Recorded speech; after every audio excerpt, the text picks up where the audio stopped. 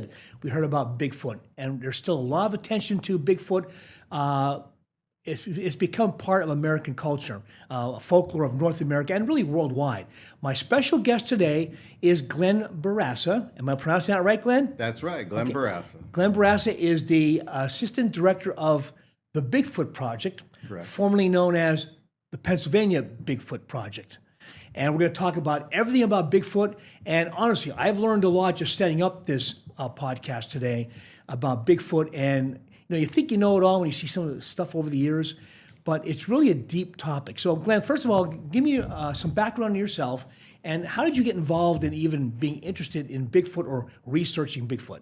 Sure. I was born in '61, so in the late '60s, I kind of remember the Bigfoot, the Patterson-Gimlin film, and my dad taking us to the theater. And then a few years later, when I was in Arizona, up in the mountains there, I had an experience, something that changed my life.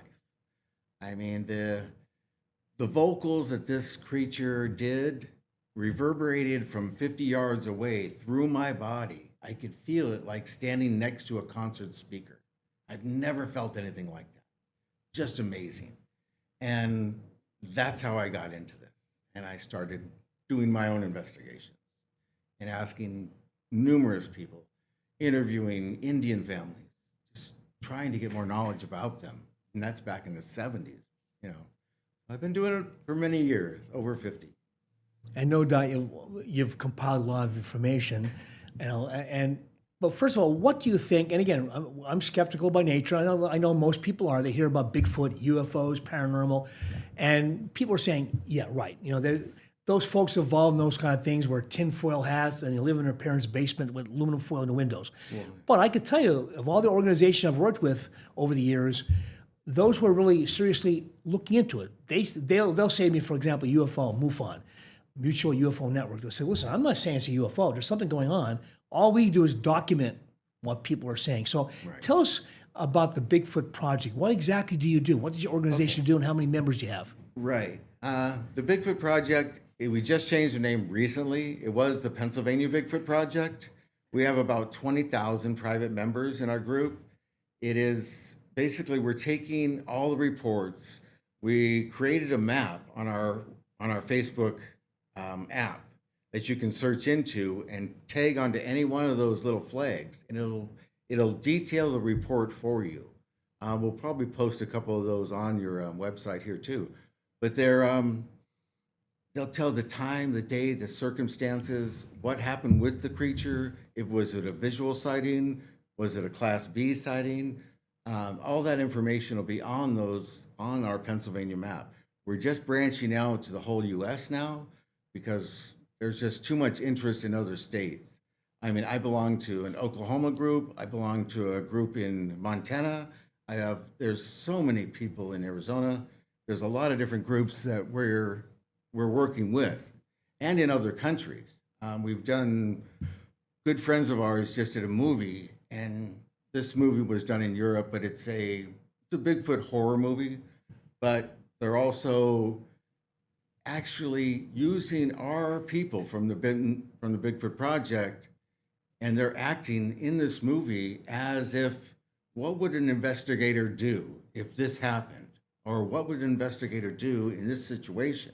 So they're getting some firsthand knowledge when they're doing this movie. So they did a really good job that way. I know it's really interesting, Glenn, when I was doing some research on Bigfoot, just to refresh my memory, we all remember that image, I believe it was from Washington State, or Northern California, where it looks like a Bigfoot or something big and hairy. That's Patty. Walking away from the camera, and they look back. Right. Almost very human. Now, that's a female Bigfoot, Sasquatch, however you want to pronounce it. She was walking on a sandbank near a river, and they captured it with the Patterson-Gimlin 8mm film. Very documented. It's been proven. It was photographed digitally with a camera, a microscope, so that they got the detail out of every single frame of that movie. Okay, so that's why they can stabilize it now. So when you're looking at a video of that Patterson-Gimlin film now, it's going to look just like... I'm sorry, Glenn. Come close back this way. Yep, go ahead. It's going to be very plain and organized. But the stills, I mean, you can see her breast, you can see the picture very clear, the Patterson game. There's a lot of other stills. Joey, I think we have some video that we got off our News Nation, our sister stations around the country of various Bigfoot festivals and images and that kind of thing. Joey, if you can run some of that. Now, that's the Pennsylvania Bigfoot Project. That is the former name. They just changed it as of this recording in October. Now, there's the image you're talking about right there, correct? Let me see. It was walking. Bigfoot was walking away, sort of on a sandbank. So Yeah, the first. we'll play it. image We'll was- play it again a yeah. little bit later. But this is a collage of different images, statues in honor of it. And why do you think? And I know, I do know, and I get it. People are saying, "Oh my goodness, I can't believe they're doing a podcast on Bigfoot." But when you see, honestly, when you see the number of people that really have an interest in it, credible people. I mean, all people have their own nuances, and all expertise, but they really want answers, or they're at least curious about this, right? I mean, curious. There's hundreds of thousands of people that are curious. Right now, there's probably 20 podcasts about Bigfoot and Sasquatch out there, and all of these have 700 to 1,000, 1,200, 1,500 episodes. So these are people that are calling in with their experiences to these podcasts, and they vet them quite a bit. I mean, we vet very heavily in our group, but these podcasts are people that don't have anything to hide. They're And probably more to lose by coming I forward. mean, these are to be police ridiculed, that kind of officers. thing. You know, a lot of military people have talked about this, and it's credible people, and people should be aware that they're there, but they're not out to hurt us. They're really not, and we don't want to hunt them. They're not something we need to hunt or expose, because they're out there to help us eventually. Someday they will. Now, I know, again, looking at my research, I guess the indigenous people, Native Americans, indigenous people of North America, back in the 1700s to 1800s, had made reference to this man-ape or whatever. 19. And then the first earliest newspaper reports or printed reports of this creature was in like 1810, 1811.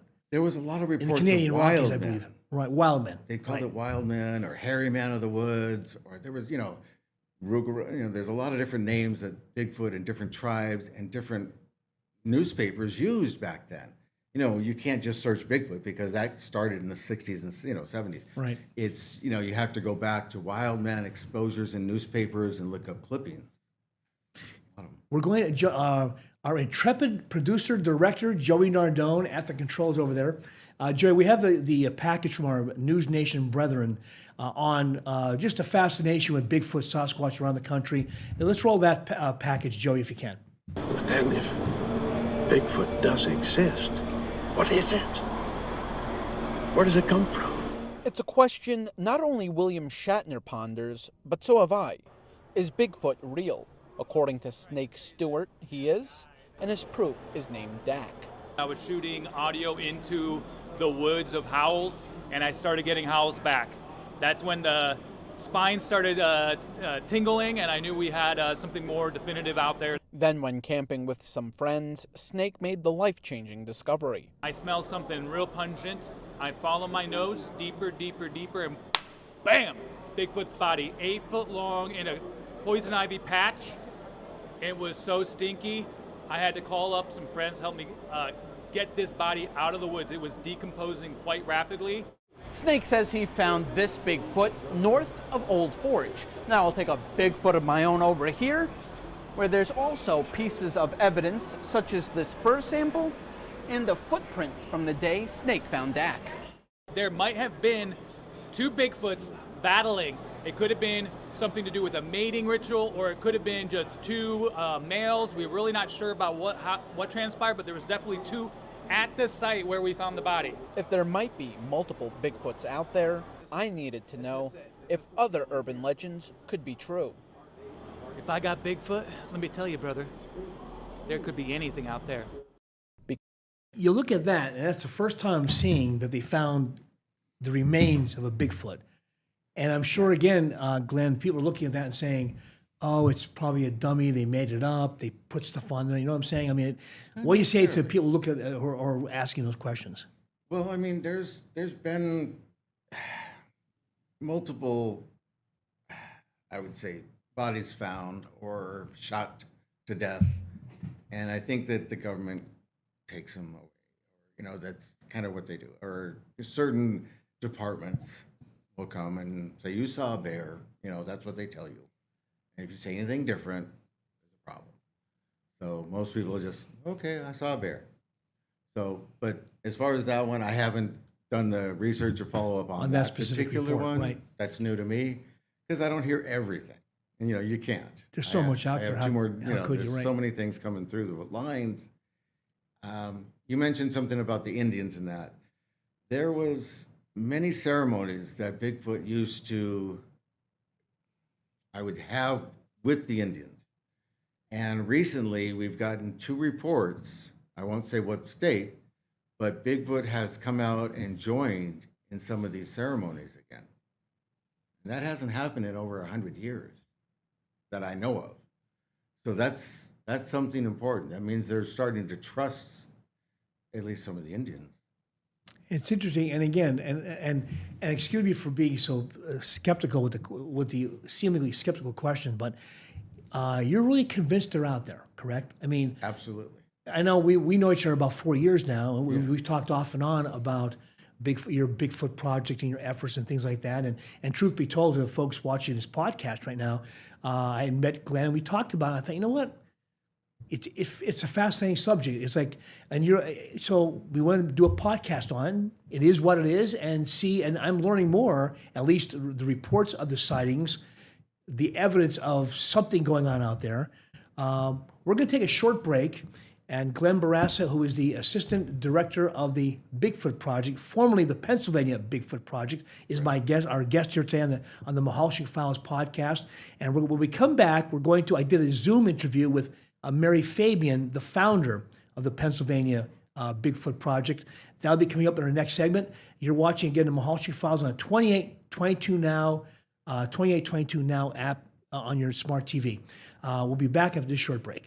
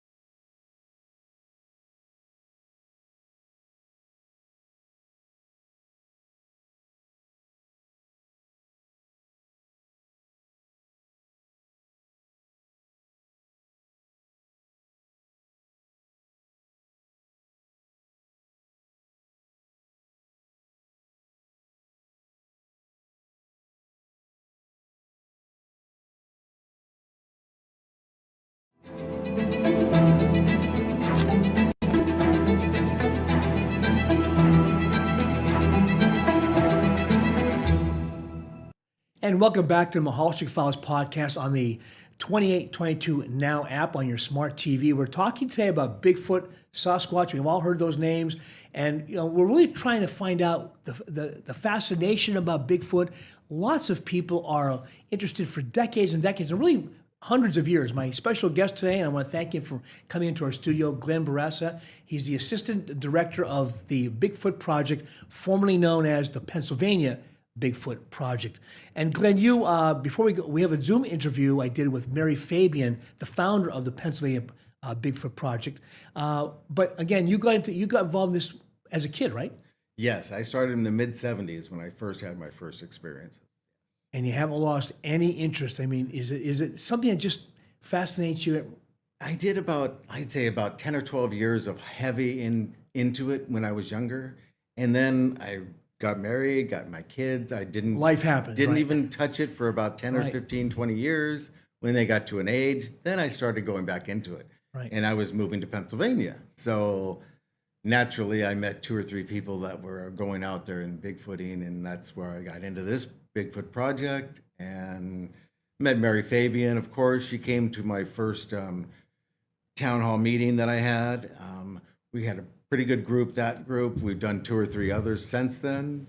And we do movie nights out in the woods to kind of create a different atmosphere for Bigfoot. They're very curious creatures. They'll come up to you. You don't have to go out and look for them. It's a different kind of not entity, but they're a different kind of person. Do you think, and we're going to run Mary's interview shortly, are they animal? Are they a hybrid? Are they man? What is a Bigfoot? A lot of people have their opinions. I believe they're the alpha human because they're so human-like. And the alpha of most species can do an infrasound. And their infrasound is amazing. Like I said, the reverberation that can go through your body, whether it's a silent type or a loud, boisterous type. Bigfoot can also speak or yell on the inhale and exhale. You can hear it roar for like 20 or 30 minutes, and you think that there's multiple creatures because they don't stop. They never stop. I mean, when I heard it, it was 20 to 25 seconds of just this huge creature roaring, just amazing. And it just didn't stop. It went on and on and on. And now that you learn more about these creatures, that they can do this, and these were specialized linguistic specialists that found that out, that they can speak on the inhale and exhale. It wasn't just a theory; it's been proven. Okay, Glenn Barassa, we're going to now. I talked to Mary Fabian, the founder of the Pennsylvania Bigfoot Project, and talked to her about, quite frankly, about how she got started into it, and also what the group does statewide and now nationwide. So Joey Nardone, our director, our producer, let's fire that away. First of all, give me some of your background. Talk about the Pennsylvania Bigfoot Project. What is it, and how did it get started? Well, it began after I retired, but initially my interest came in whenever I was a kid with my first sighting. I was 11 years old, and I saw one just off of our property. I lived on a 100-acre farm, and I saw one, and that kindled, the interest, along with conversations with my dad, who was also interested in the paranormal, Bigfoot and UFOs, ghosts, etc. And although my dad called them wild man or the hairy man, because he was old school, old school Pennsylvania, born and raised. But after that, though, we had to fast forward decades later, whenever I married and moved up to, from Allegheny County in Pennsylvania to Beaver County, the northern end.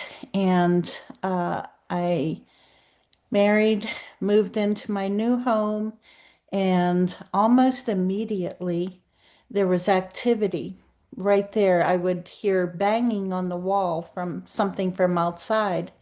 I would go to bed at night, or else I would be sitting out in the family room watching TV, and something would be banging on the wall, and I would hear talking, but it was a unidentifiable speech. It was very rough and garbled. And later on, I recognized it as being what they nicknamed samurai chatter from the Bigfoot. It's a very rough, like a throaty voice, deep throaty voice, very garbled.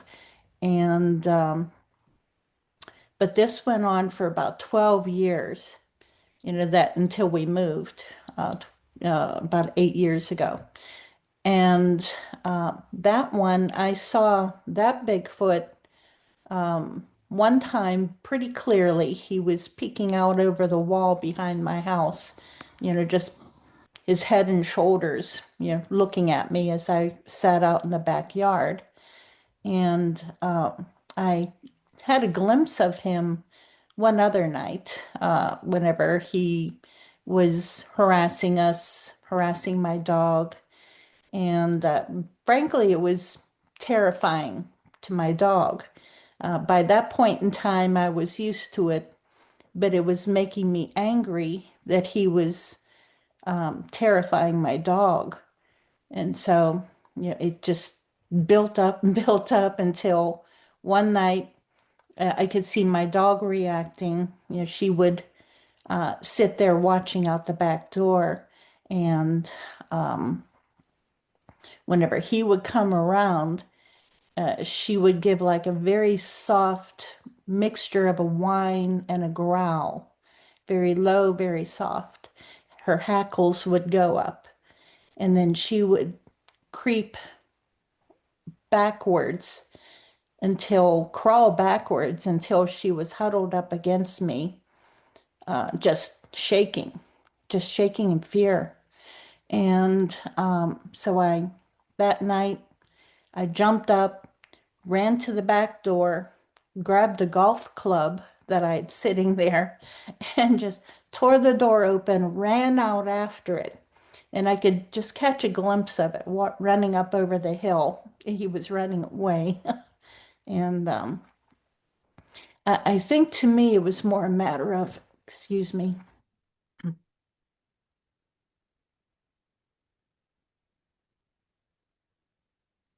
Now you were saying this, if I don't mind interrupting. So what do you think? Did you ever get any pictures of these things you've seen over the years? You think they're attracted to you for some reason, or you just happen to luck out and be in the right place at the right time? I Being think there it's a or I think it's a mixture of that they might be attracted to me in some way. Um, some people have a theory that certain of us can be tagged, is what they call it. Um, and there is quite factually scientific evidence of your DNA can be changed to exposure to infrasound, which Bigfoot will put out what's called infrasound. It's a low frequency sound wave. And and also I think it's a mixture of that, the attraction to me personally, and certain others, as well as it's possible that I just can recognize them a little bit more easily because I've seen them so often. I recognize their movements. I recognize their shape. I know how they move. And so I see them. So Mary, if I, and I got you again playing devil's advocate, and we're talking about, and Yeah. we've done podcasts on all kind of topics, paranormal, UFOs. We've done a lot of work with MUFON investigators. The Yes. Pennsylvania Bigfoot Project. I'm sure there are people listening to this or watching it saying, Right. "Are you kidding me? There's been no proof. We don't see any bodies. With all the technology we have, satellite, drones, why Yeah. aren't we finding a carcass or remains of a Bigfoot? Unless they're out there that I'm not aware of, or maybe the government has it somewhere. I mean, why do you want to tell those skeptics out there saying, why are you Mhm. guys even talking about this in a podcast? It's crazy. What do you want to say to those folks? And why you started a Pennsylvania Bigfoot Project? Right. What do you want to say to those people, skeptics? But also, what is the Bigfoot Project? Yeah, I'm Ask the first sorry. question first. What about skeptics? Okay, to the skeptics saying, where's the body, where's the proof, etc. I always tell them, who says there isn't? Who says that the government doesn't have a body? Who says the government isn't fully aware of their existence? And there is quite a few retired government officials and workers that I have spoken with that confirm this, that the government is very well aware of their existence. They just cover it up for whatever reasons. We don't know.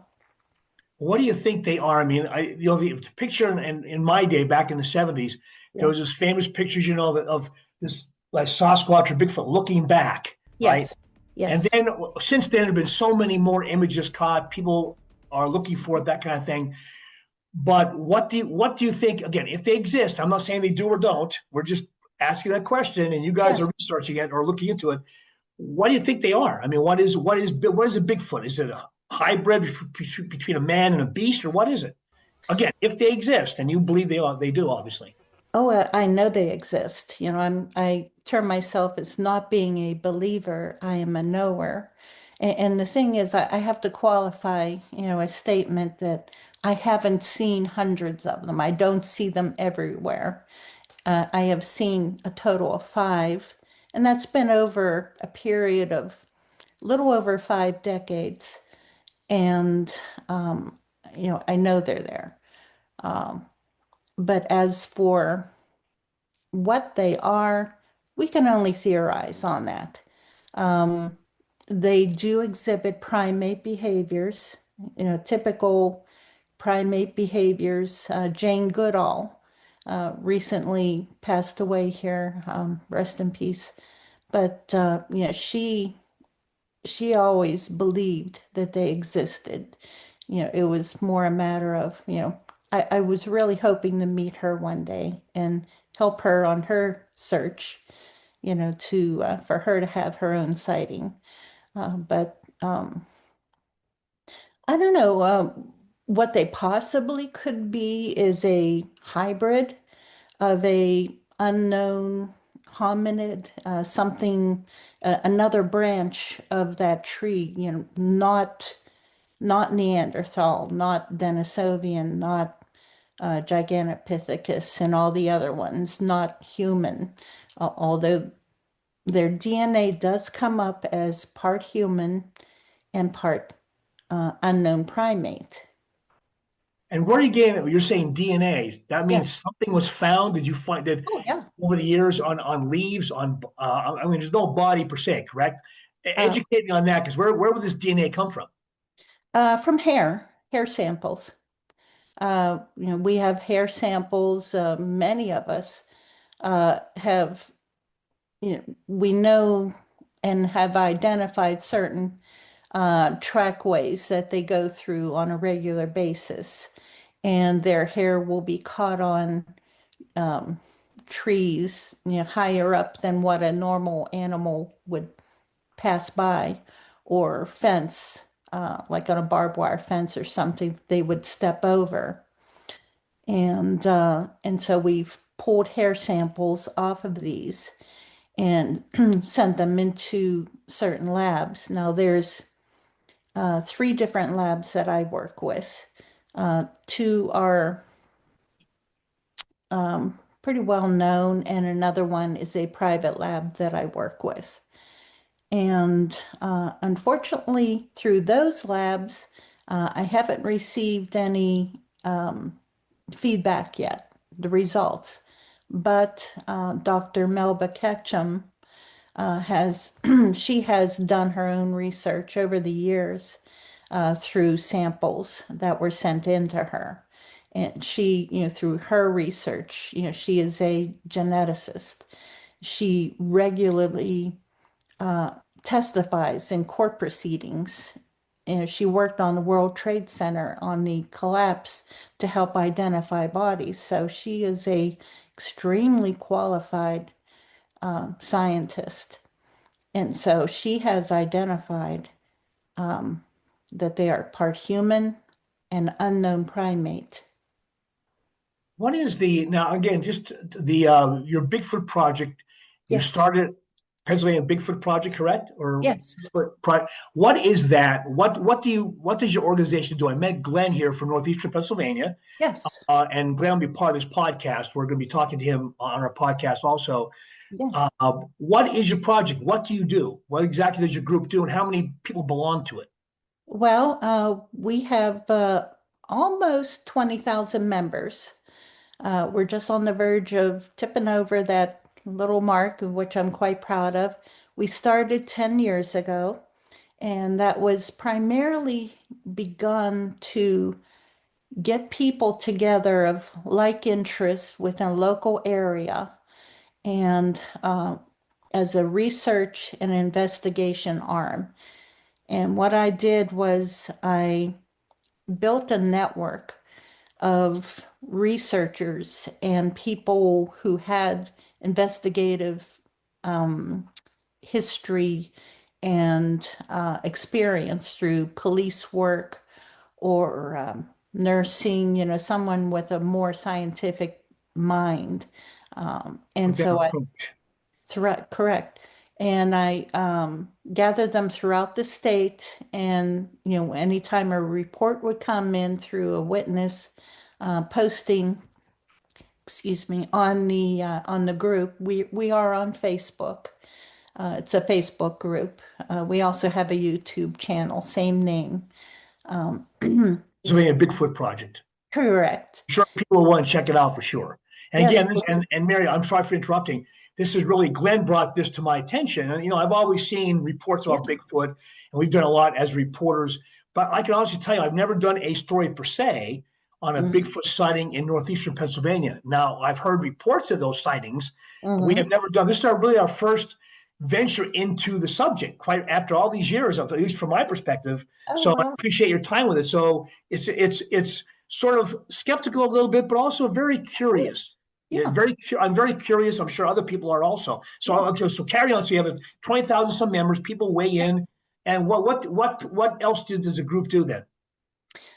We gather witness reports, and it's more of a combination of a place for people to share their experiences in a safe form, because too many witnesses they suffer from PTSD after their sighting, after their experience, because this is a horrifying experience for a lot of people. They see something that it may not be threatening to them personally, but whenever you see something that really, quite frankly, shouldn't exist, it blows your mind. Yeah. And they are traumatized. And then to double up on that, they go home and they talk about it to their friends and their family, and they are ridiculed. They're humiliated. And so they close up and they shut up about it. But this builds up. This is a traumatizing experience. So I give them a safe place to talk about it. I have people who come up to me at festivals and conferences with tears in their eyes, men, grown men, you know, tears falling down their face, crying, that, talking about their experience. And, I tell them, please talk about it to whoever will listen respectfully. The more you talk about it, the weight will come off your shoulders. Share your story. And I just offer them a safe place.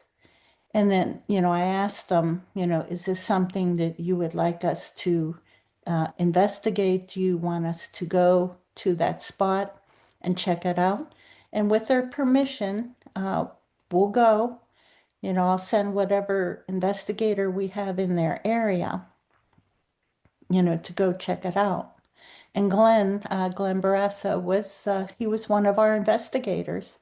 We have since kind of put that investigation arm on hold for right now. But Glenn, he is the Eastern Pennsylvania State Director of our investigation teams. And Mary, again, I'm sorry for interrupting. It's so fascinating. We have about maybe 10 minutes left. We'll do more. We're going to have you live on our podcast one day also. But I wanted to at least break the ice. And again, honestly, I mean, as a reporter, I'm naturally skeptical. I've been doing this journalism, reporting on the good, the bad, and the ugly in the world and in northeastern Pennsylvania for almost 50 years now. So I've seen a lot of things. I can honestly say I've never seen a Bigfoot, but I have heard stories about this over the years. And you're saying about people, it's almost like when I work with the MUFON group, Mutual UFO Network. A lot of people are afraid to come forward because Yes. they're afraid to be ridiculed or they don't know what to say. Yes. And I've seen things, for example, IFOs, UFOs over the years. Are they flying saucers? Who knows? But I know from my perspective that I've never seen anything like that before. Now, is it man-made? Is it something of the earth? It could be. I don't know. But I know I've seen stuff over the years, like, and honestly, and I've said this on other podcasts, you hesitate to say anything even to your family because they think, boy, he's a nut job. Yes. But I think we all know instinctively when we see something that just is out of the usual, correct? Absolutely, we do. We recognize it as something that shouldn't exist or unusual. And like UFOs, though, it's possible that they are government technology that we just don't recognize. And it's unknown to us, but it's secret technology that they're utilizing. Or drones, anymore. They're drones that are like 15, 20 feet long that rich people with $20,000, can purchase and fly out there. Right. And that's possible that's what people are seeing out there. Who knows? So, Mary, quick question. I know you put your research, your investigative unit on hold. I'll talk to Glenn more about this. Yeah. Just give me an example of when you get a report, what would motivate you if they say, yeah, come out to my area, wherever I live, and check out the woods, my yard, whatever. What do you do as part of the investigation? What would that entail? A Reader's Digest version, I apologize. What do you do when you begin an investigation into an incident? Well, Or exciting?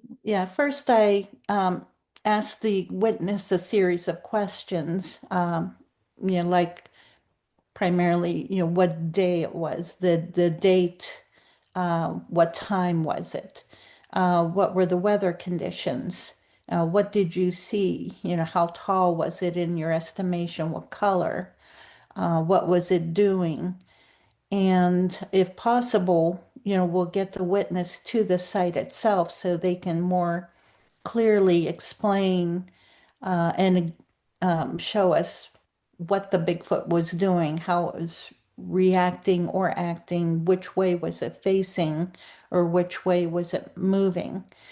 And we'll check out the area. We'll look for other sign. We'll look for footprints, perhaps, possible broken tree limbs, because that's a possible sign of them in the area where they'll mark their path to other Bigfoot by breaking a tree branch in a certain direction. Or there will be possible what we call Bigfoot structures, and we don't know if Bigfoot make these or not. But we will find like tree branches woven into like a complicated structure that it's like a Jenga, or what do they call it, pickup sticks, where they're all interwoven together. And We don't know if Bigfoot makes them or not. We don't know. Being the founder of the Pennsylvania Bigfoot Project. We're talking about Bigfoot, Sasquatch, and everything connected to that. A very interesting topic. My guest in studio at the 2822 Now studio is Glenn Barassa. He's investigating Bigfoot. He's been fascinated with it for some 55 years or so.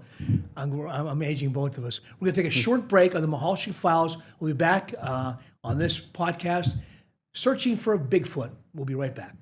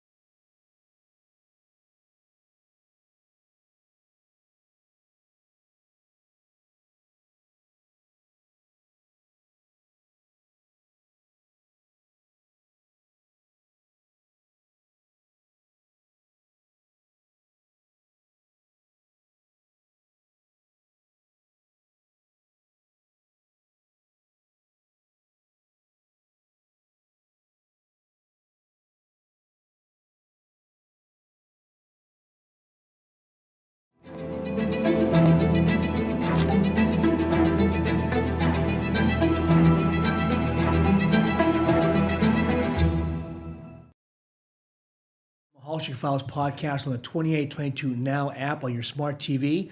We're talking about Bigfoot and Sasquatch and the fascination with what has really become part of the folklore, especially in North America and around the country. My special guest in studio today is Glenn Barassa. Glenn, thank you for coming in today. I know we're all busy, so to get a chance for you to come in, we really appreciate it. Glenn is the assistant director of the now Bigfoot project here, which is going nationwide now. Glenn, we just had Mary Fabian, the founder of the Pennsylvania Bigfoot Project, which is now going to be named the Bigfoot Project itself. What did you think when you heard what stood out in her interview? She's extremely knowledgeable. I mean, her sightings were very intense. She's had a couple of different ones, obviously when she was younger, and then a couple of older ones. Even in Oklahoma, she did witness some things there also. Her and I flew down, or I flew down to Oklahoma. She drove down to do a week investigation at a private camp or cabin there. And we did branch off a couple different times in a couple different areas, but some of the video that she got was on this clip that they're going to show. But there was a little, like 2 showed up on that. I had an experience where we were driving along a slow back road. We're going about 20 miles an hour, and we could hear something in the woods. keeping up with us. And we kind of slowed down and we'd listen more and we couldn't see it.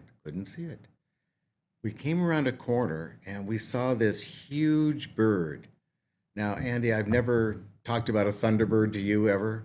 Well, this looked like what people are calling a thunderbird. This is in Oklahoma, and it took up pretty much half of the road, right in the center of it. Its back was to us, and we were probably about I would say a quarter mile away or a little bit less. And as soon as it took off, so fast, it went up and over the trees in about a second and a half. And these trees were about 30 feet high. I've never seen a bird or anything move just that fast. It just went up and over you could see it go up and over these trees and then gone. And it was pure black.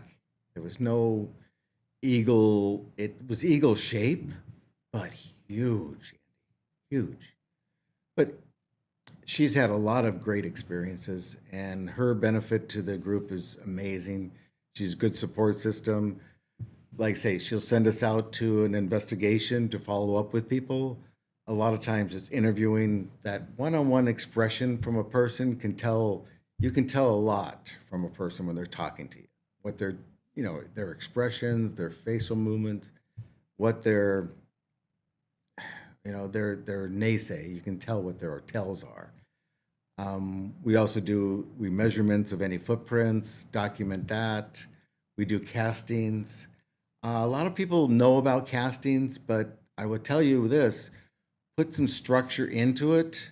If it's a tiny footprint, use toothpicks or wooden stirrers for coffee. Put those in your cast. It'll help support them so they don't break.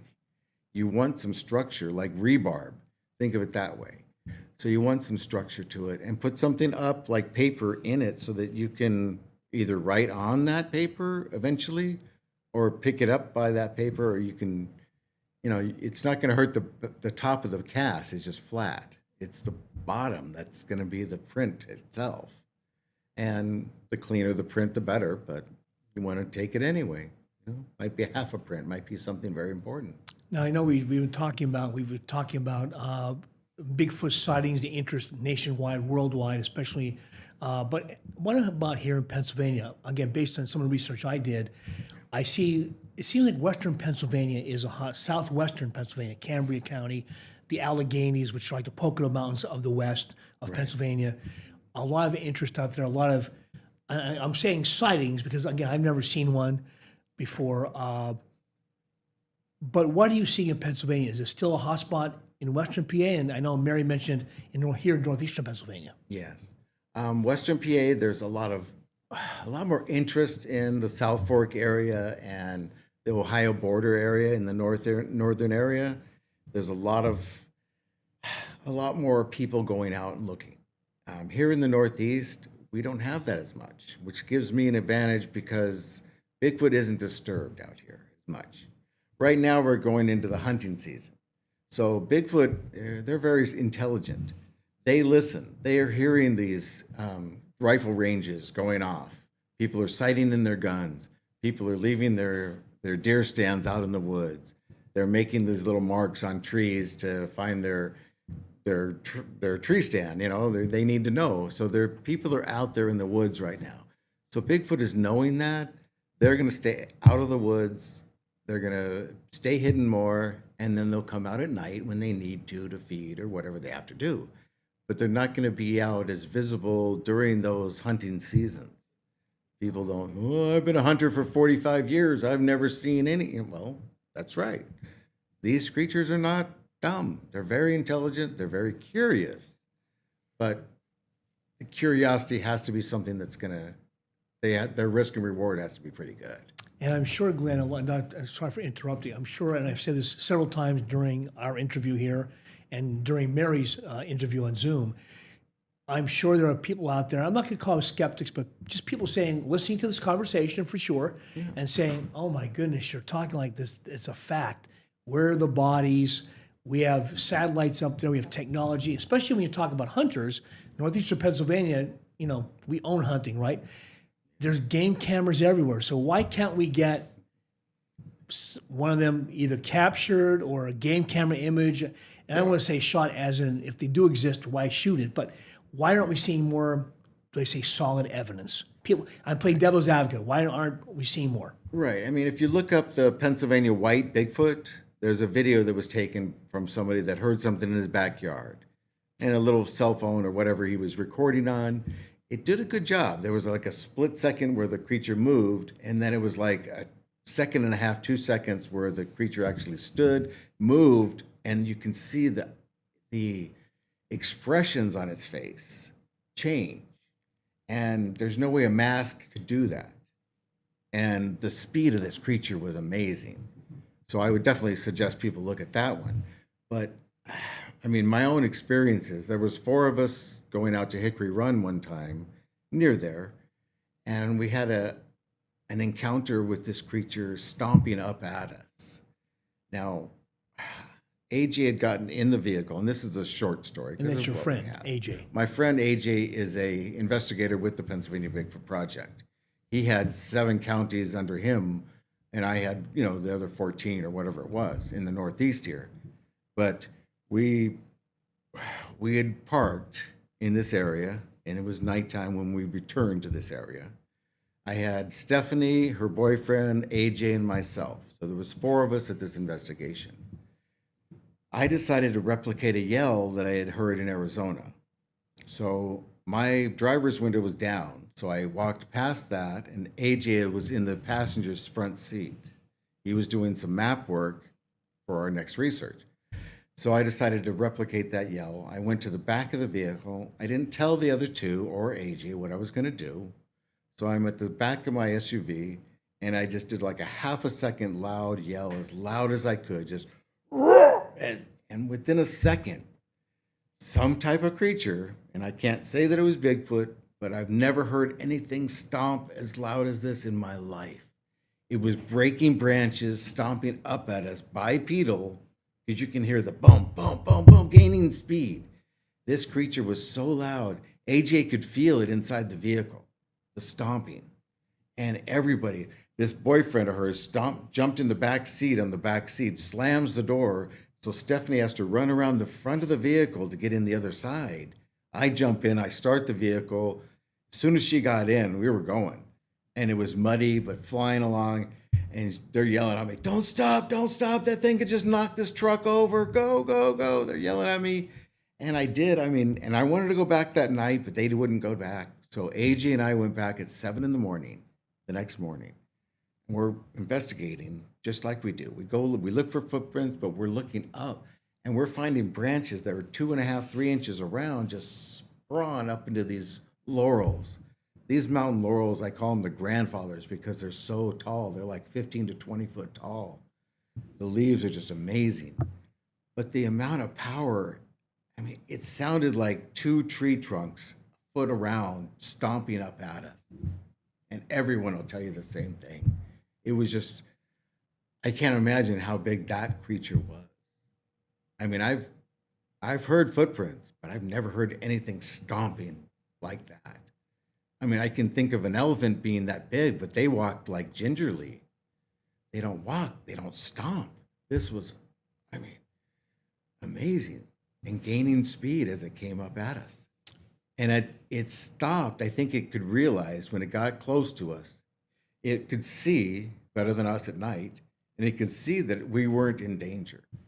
Because I think it was coming up to protect us. I think it heard my roar and thought that we were getting attacked. And this Bigfoot blew its cover and was coming up to protect us. Because that's the only thing that makes sense. Because if it was coming up to attack us, it would have just came up. It could have just, that as heavy as those stomps were, it could have just flipped that Toyota RAV4 in the air or stomped on it, whatever it wanted to do. Do you think my producer, Joey Nardone, is giving us a 2-minute flag over there? And Joey Nardone, by the way, has his own podcast. Joey, what's it called? It's called Joe's Jukebox. Is your camera over there? Yeah, I could put it Put on. your camera on. How's it going, everybody? Hey, Joey. Hi, Joey. So it's Joe's new jukebox. Yep, it's a music podcast, and it airs later at night, usually around 10:30 on Tuesdays. All right. It's family friendly though, right? Oh yeah. Okay. So it's musicians mostly hailing from northeastern Pennsylvania, and we Cool. talk about the music scene. All right, Joey Nardone. Now we have about a minute and a half left. Just want to give Joey a shout out because we have, so much. We have youth, senior people, everything in between. With all kind of talk. And what's great about these podcasts, as you know, Glenn, is we could feature on like subjects like Bigfoot and do a more in-depth discussion about it. Well, I wore this shirt for a reason. It has a Dogman kind of picture on it. I had a woman come up to me and say she heard my other set, and she sold her house because of this creature. She was looking out her front window, and this creature was about 50 foot away, and it was just staring through her soul. She said, the most evil thing she ever saw. And I said, what were the ears like? And she raised her hand up, really like they were huge, and she said this thing was like a man on the top, but it had legs like a dog. And I got her through that trauma. I mean, I spent about 45 minutes with her. I went and had dinner. I came back and spoke with her another half hour just to get her to talk about it, Right. get it off, like it's gone. Glenn, we have to cut it short. We're going to have you back for sure. Glenn Barassa of the Bigfoot Project, Assistant Director, and fascinating subject. Thank you very much. Got to get you out in the woods with me. And when you get, if we could track down Bigfoot for the I-Team here on 2822 News, we'll definitely do it. Glenn, thank you very much. Thank you. And that's going to do it for this edition of the Mehalshick Files podcast on the 2822 Now app. Tell your friends about our app. We have a tutorial on our website, 2822news.com, where to find it, how to get it down there. It's on smart TVs right now, working to get it on every platform out there. So thank you very much. We'll talk to you next time, and most importantly, stay safe out there. See you.